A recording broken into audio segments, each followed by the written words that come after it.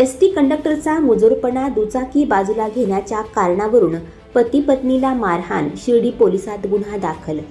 शिर्डीत एक धक्कादायक घटना समोर आली आहे. राज्य परिवहन महामंडळाच्या एसटी कंडक्टरने पती पत्नीला मारहाण केल्याची घटना घडली आहे. शिर्डी शहरातील RBL चौकात सायंकाळच्या सुमारास ही घटना घडली आहे. एसटी बसच्या कंडक्टरचा पती पत्नीला मारहाण करतानाचा व्हिडिओ समोर आला आहे. दुचाकी स्वाराची दुचाकी बंद पडल्याने रस्त्यावरून बाजूला घेण्यावरून एसटी कंडक्टर आणि दुचाकी स्वारामध्ये बाचाबाची झाली होती. यानंतर या बाचाबाचीचे रूपांतर मारहाणीत झाल्याचे पाहायला मिळाले. दुचाकी बाजूला घेतो असे दुचाकी स्वार सांगत असताना एसटी कंडक्टरकडून मारहाण करण्यात आली आहे. सिन्नर येथील दुचाकी स्वार विलास पवार राहणार सिन्नर यांच्या फिर्यादीवरून MH14 MH0339 या एसटीचे कंडक्टर यांच्यावर शिर्डी पोलिसात गुन्हा दाखल करण्यात आला आहे. शिर्डीत एसटी कंडक्टरची मुजोरी पाहायला मिळाली.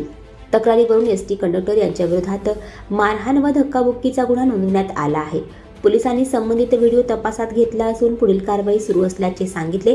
शिर्डीत घडलेल्या या घटनेने एसटी कर्मचाऱ्यांच्या वर्तनाबाबत पुन्हा एकदा चर्चा सुरू झाली आहे.